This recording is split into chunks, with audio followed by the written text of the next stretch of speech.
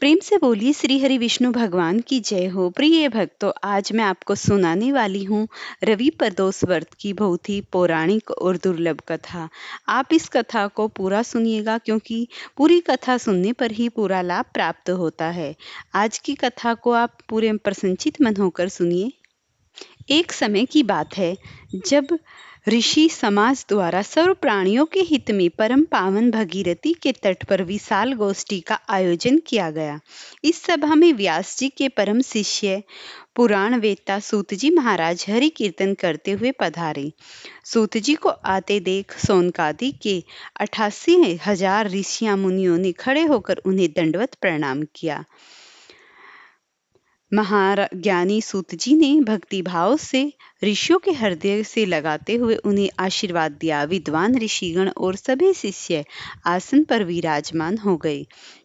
मुनिगण श्रद्धा भाव से पूछने लगे कि हे परम दयालु, कलिक काल में शंकर की भक्ति किस आराधना द्वारा उपलब्ध होगी?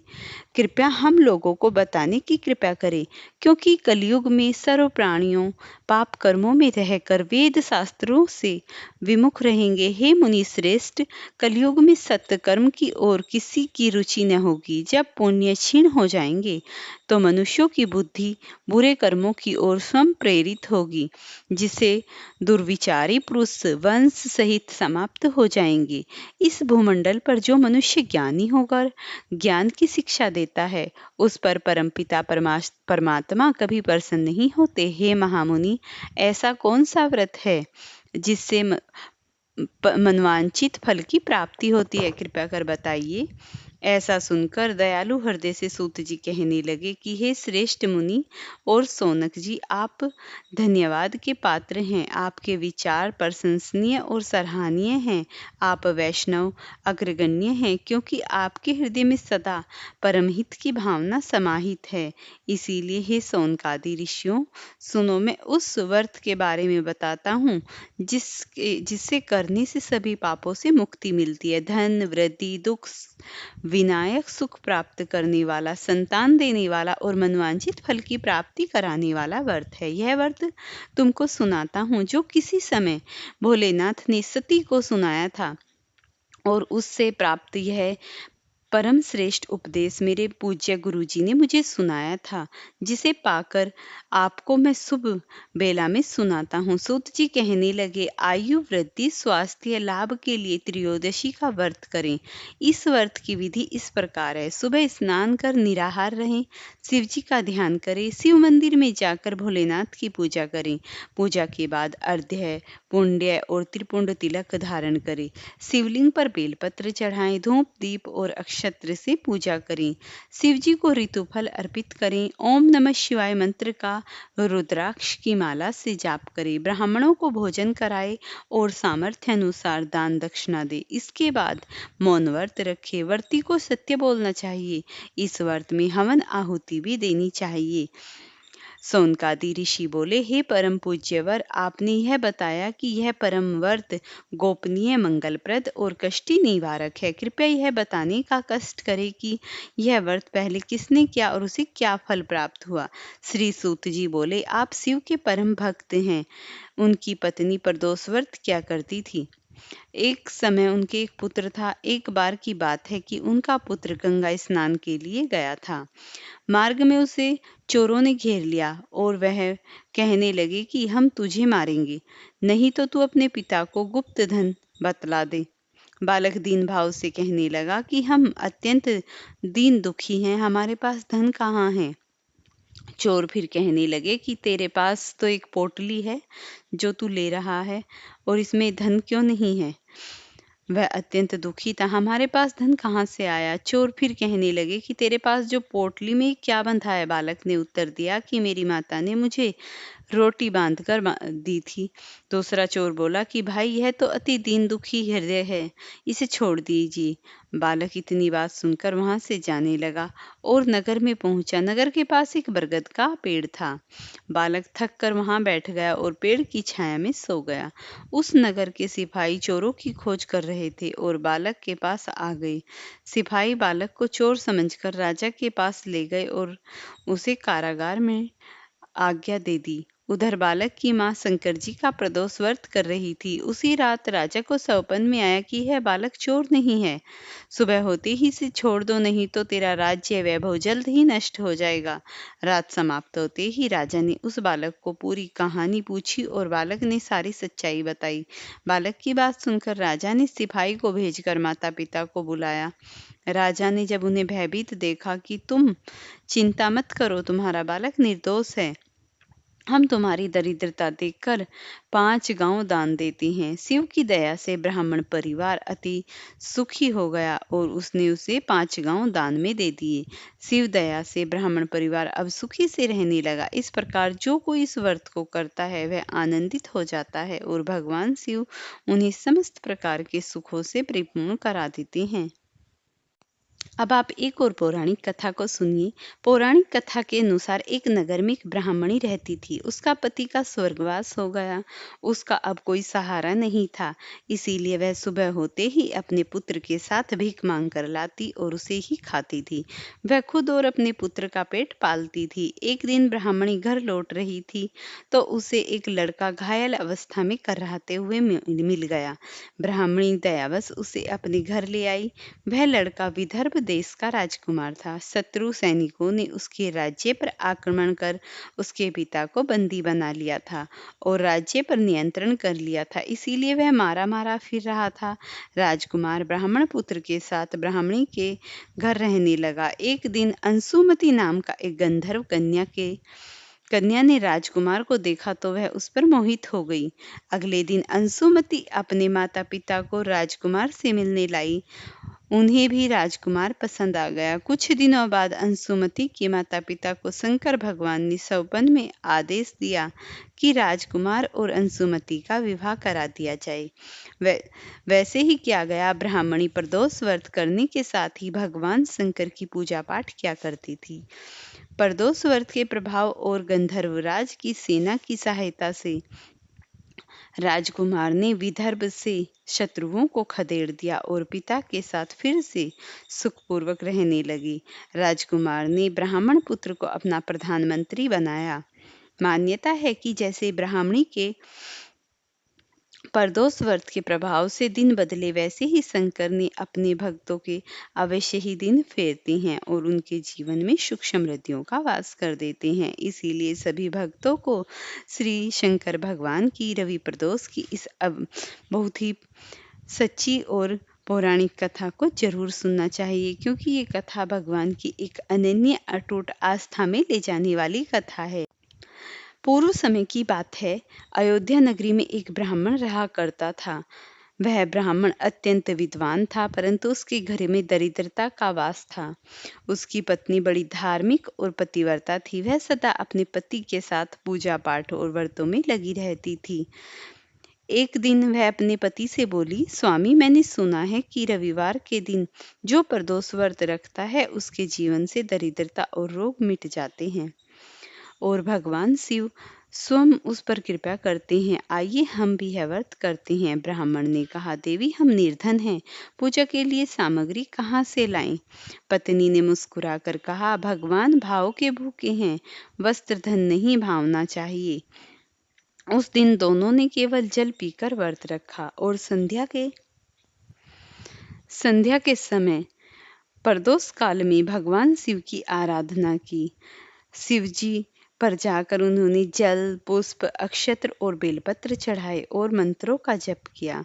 ओम नमः शिवाय। इस मंत्र का जप जितना ज्यादा हो सके प्रदोष व्रत में करना चाहिए, क्योंकि इस मंत्र का जप करने से माता पार्वती, भगवान शिव अति प्रसन्न हो जाते हैं। पूजा समाप्त कर उन्होंने दीप जलाया और प्रदोष कथा सुनाई। रात्रि में ब्राह्मणों को सपन हुआ। उन्होंने देखा कि भगवान स्वयं प्रकट हुए हैं, उनके साथ सूर्यदेव भी हैं। भगवान बोले, हे ब्राह्मण, तुमने श्रद्धा से रविवार प्रदोष व्रत किया, इसीलिए आज से तुम्हारे जीवन के सभी कष्ट समाप्त हो जाएंगे।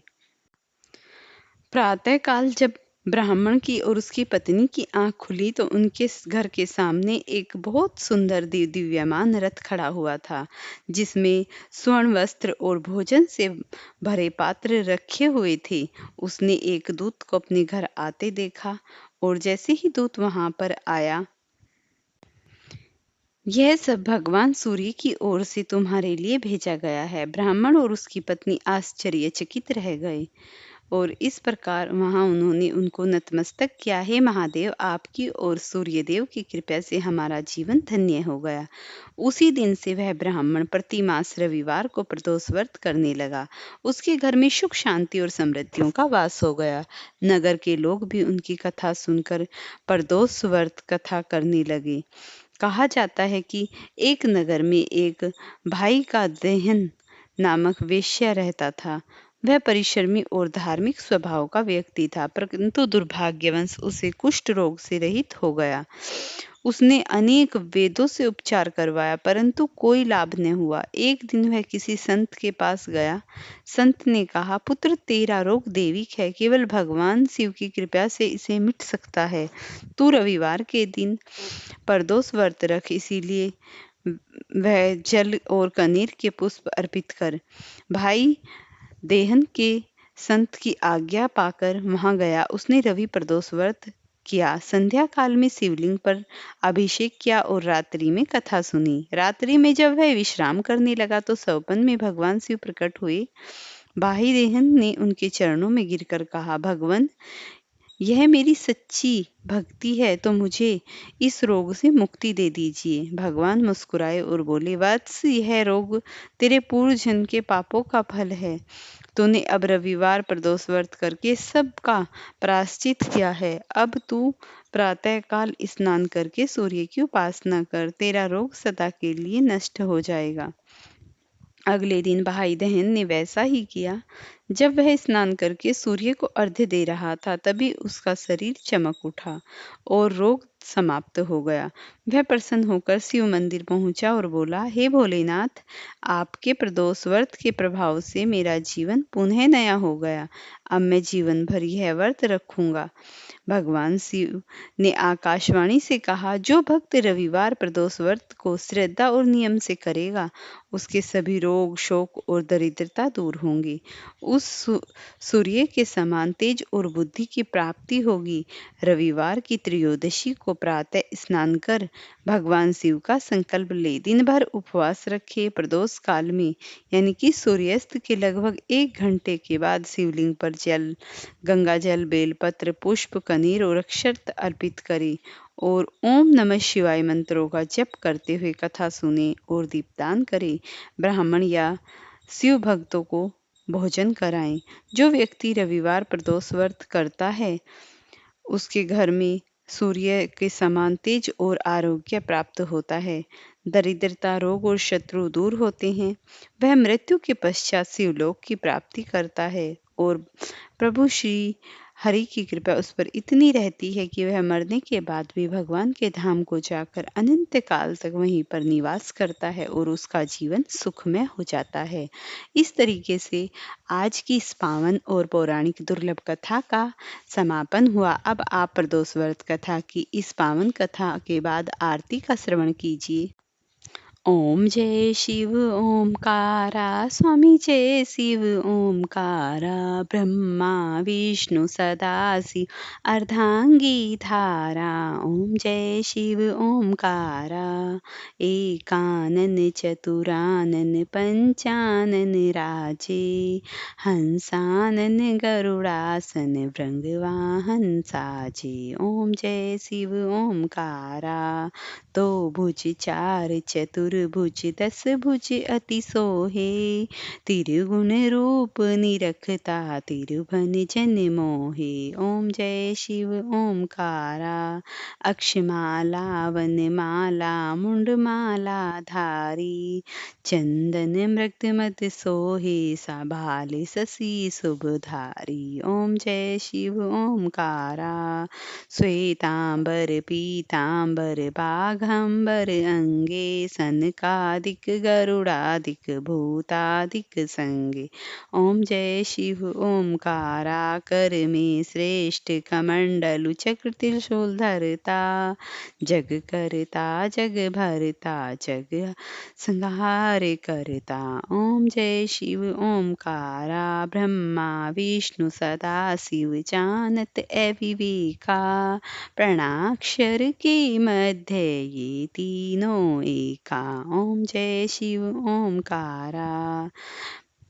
काशी में विश्वनाथ विराजे नंदा ब्रह्मचारी। नित उठी भोग लगावत महिमा अति भारी। ओम जय शिव ओमकार। त्रिगुण स्वामी जी की आरती जो कोई नर गावे। कहते शिवानंद स्वामी सुख संपत्ति पावे। ओम जय शिव ओमकारा। जय शिव ओमकारा। स्वामी जय शिव ओमकारा। ब्रह्मा विष्णु सदाशिव अर्धांगी धारा। ओम जय शिव ओमकारा। प्रेम से बोलिए श्री हरि विष्णु भगवान की जय हो, शिव शंकर भगवान की जय हो। प्रिय भक्तों, अगर आपको ये वीडियो पसंद आई हो तो इसे लाइक शेयर करना, चैनल पर नए हैं तो चैनल को जरूर सब्सक्राइब करना, और अगर आपको ये वीडियो पसंद आती हो तो मुझे अगली वीडियो बताना मैं आपके लिए कौन सी लेकर आऊँ, और कमेंट में जय भोलेनाथ लिखना मत भूलना।